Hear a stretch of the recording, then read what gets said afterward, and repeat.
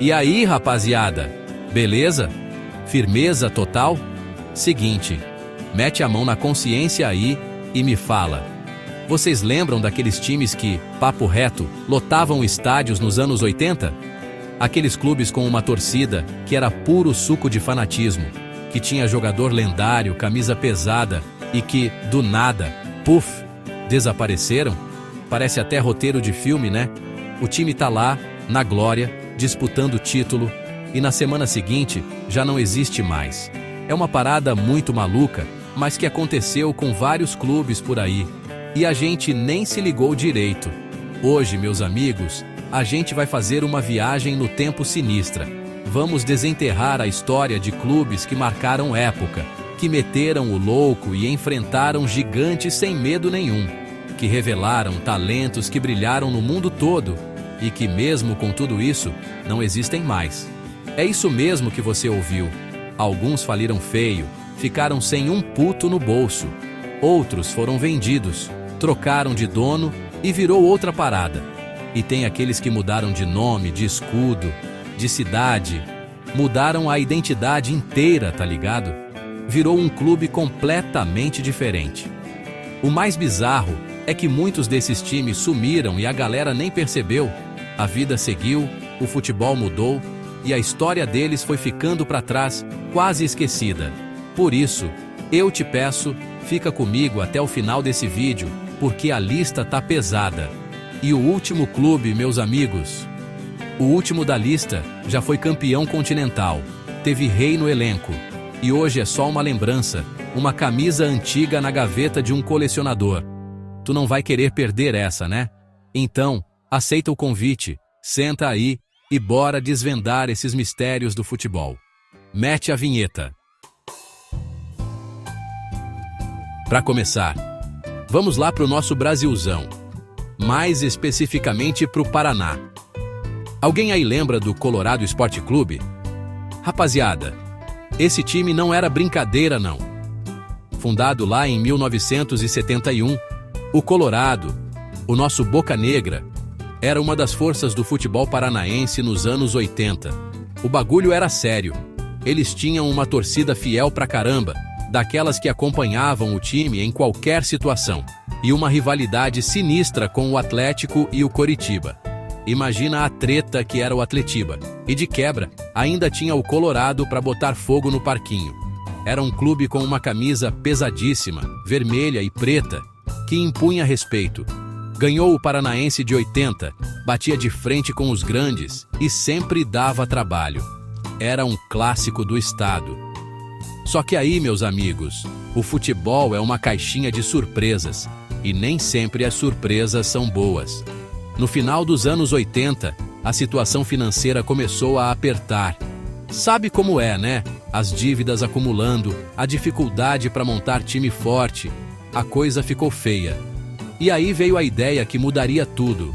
Em dezembro de 1989, depois de muita conversa, muita negociação e, com certeza, muito coração partido, o Colorado Esporte Clube se fundiu com seu rival local, o Esporte Clube Pinheiros, que a gente já vai falar dele. Dessa fusão, nasceu um clube que todo mundo conhece hoje, o Paraná Clube. Ou seja, o Colorado, aquele gigante tradicional, simplesmente deixou de existir para dar vida a um novo time. Uma história que acabou, mas que vive na memória de muito torcedor paranaense. E se a gente falou do Colorado, tem que falar do outro lado dessa história, né? O Esporte Clube Pinheiros. Não confunde com o Clube de São Paulo, hein? Esse aqui era de Curitiba, o azulão do bairro do Tarumã. Fundado também em 1971, o Pinheiros era outro time que tinha sua relevância no cenário paranaense. Não tinha a mesma massa de torcedores que o Colorado ou a dupla Atletiba, mas era um clube organizadinho, que sempre montava times competitivos e que movimentava os campeonatos. Era aquele adversário chato que sempre complicava a vida dos grandes e que, vira e mexe, beliscava uma vaga em fases finais do estadual. Era um clube com uma identidade própria, com suas cores azul e branco, e que tinha seu lugar cativo no futebol do estado. O Pinheiros também revelou alguns jogadores interessantes e teve seus momentos de glória, como o título paranaense de 1984. Era uma rivalidade local forte com o Colorado, o clássico das vilas, que parava uma parte da cidade. Mas, assim como o seu futuro parceiro de fusão, o Pinheiros também começou a sentir o peso dos novos tempos do futebol. A dificuldade financeira, a necessidade de competir com estruturas maiores, tudo isso foi levando a diretoria a pensar em uma solução drástica. E a solução, como a gente já sabe, foi a união com o Colorado. Para os torcedores do Pinheiros foi o mesmo baque. O Clube do Coração, com suas cores e seu escudo, também desaparecia do mapa para dar origem ao Paraná Clube. Foi o fim de uma era e o começo de outra, mas que custou a existência de dois clubes tradicionais. Agora a gente pega o avião e vai para a terra da rainha, para a Inglaterra falar de um dos times mais malucos e icônicos da história, o Wimbledon FC e sua famosa Crazy Gang. Rapaziada, o que esse time fez nos anos 80 foi sacanagem. Era um time pequeno, de um bairro do sul de Londres, que subiu todas as divisões do futebol inglês numa velocidade absurda. E eles não eram conhecidos pela técnica refinada, não. O apelido Crazy Gang não era à toa. Os caras eram brucutus, chegavam junto, intimidavam os adversários com um futebol de força bruta, muita provocação e uma união de grupo que era fora do normal. Era um bando de maluco liderado por jogadores como Vinnie Jones, que depois virou ator de Hollywood, e Dennis Wise. O auge dessa loucura toda foi em 1988, final da FA Cup, a Copa mais tradicional do mundo. De um lado, o gigante Liverpool, o melhor time da Europa na época, com craques por todo lado. Do outro, o pequeno e odiado Wimbledon. Ninguém dava nada por eles. E o que aconteceu? Zebraça, gol de Laurie Sanchez, pênalti defendido pelo goleiro Dave Beazant. E o Wimbledon foi campeão. Foi um dos maiores choques da história do futebol inglês. Só que essa história de conto de fadas teve um final amargo. No início dos anos 2000, os donos do clube decidiram, de forma mega polêmica, mudar o time de cidade para um lugar chamado Milton Keynes, a mais de 100 quilômetros de distância. A torcida ficou maluca, protestou, mas não adiantou. O clube foi roubado e virou o MK Dons. O Wimbledon original, a Crazy Gang, simplesmente deixou de existir. É mole? A nossa próxima parada é na Alemanha, mas numa Alemanha que não existe mais. Vamos falar do FC Karl Marx Stadt. Que nome, hein? Parece nome de time do L-Foot. Esse clube era da cidade de Chemnitz, que na época da Guerra Fria ficava na Alemanha Oriental e se chamava Karl Marx Stadt, em homenagem ao filósofo alemão. E o time era uma potência por lá. Fundado em 1966, o FC Karl Marx Stadt foi campeão da Liga da Alemanha Oriental logo no seu primeiro ano. Era um clube que representava o regime socialista, sempre brigando na parte de cima da tabela e participando de competições europeias, como a Copa da UEFA.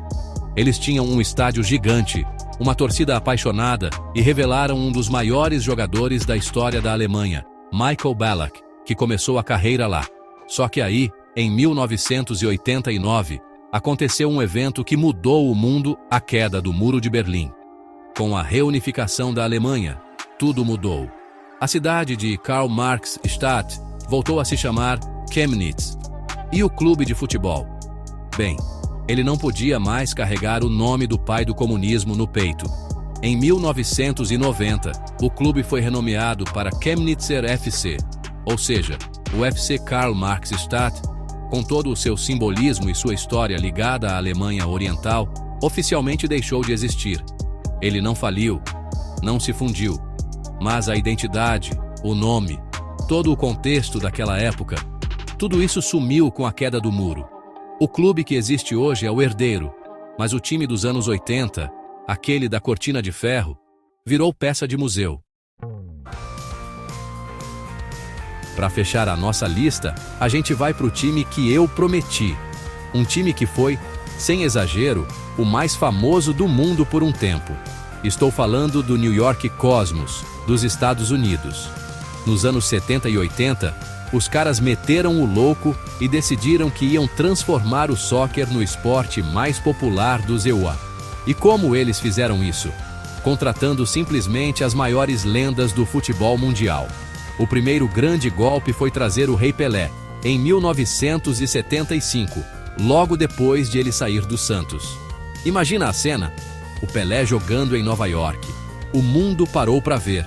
Depois vieram outros monstros sagrados, o alemão Franz Beckenbauer, o italiano Giorgio Chinaglia, o holandês Johan Neeskens, o capitão do Tri Carlos Alberto Torres. Era uma verdadeira seleção mundial. O Cosmos virou uma febre. Eles lotavam o Giants Stadium com 70, 80 mil pessoas. Uma coisa impensável para o futebol nos Ecrísio-Neus, naquela época. Ganharam vários títulos da NASL, a Liga Americana, e eram um fenômeno de marketing e popularidade. Eles foram campeões continentais, ganhando a Copa dos Campeões da CONCACAF em 1982, mesmo que de forma meio protocolar. Só que esse sonho de Hollywood tinha um problema. Era caro pra caramba.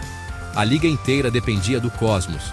E quando a grana dos investidores começou a secar e o interesse do público diminuiu após a aposentadoria das grandes estrelas, a NASL entrou em colapso.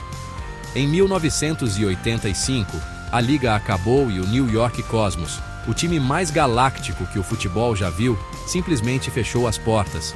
Ele até voltou anos depois, numa versão mais modesta, mas aquele Cosmos original, o do Rei Pelé e Beckenbauer, desapareceu, virando uma lenda. E aí, rapaziada? Que viagem, hein? Passamos pelo Paraná, fomos para a Inglaterra da Crazy Gang, atravessamos o Muro de Berlim e terminamos na Nova York do Rei Pelé. É muito doido pensar que clubes com tanta história, com títulos, com ídolos e com torcidas apaixonadas, simplesmente sumiram do mapa, né? Cada um com seu motivo, seja por fusão, por uma mudança de cidade canalha, por uma revolução política ou simplesmente porque o dinheiro acabou. São histórias que mostram como o futebol é muito mais do que só o jogo dentro de campo. Envolve grana, política, identidade e, claro, muita paixão. Esses clubes deixaram um vazio, mas também um legado. As camisas, as fotos, os vídeos e principalmente as memórias na cabeça de quem viveu aquela época. São fantasmas que assombram o futebol e nos lembram que nada é para sempre. E agora eu quero saber de vocês, que acompanharam até aqui. Qual desses times você já conhecia? Já tinha ouvido falar do Cosmos do Pelé, da Crazy Gang do Wimbledon?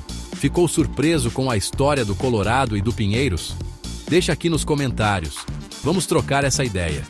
E a pergunta mais importante, você lembra de algum outro time que também desapareceu? Aquele clube da sua cidade, do seu estado, ou até de outro país, que um dia era relevante e hoje não existe mais? Comenta aí embaixo, porque a sua lembrança pode virar tema para um próximo vídeo aqui no canal. Agradeço demais a companhia de vocês. Não esquece de deixar o like, se inscrever e ativar o sininho para não perder nada. Tamo junto sempre. Valeu. Um abraço.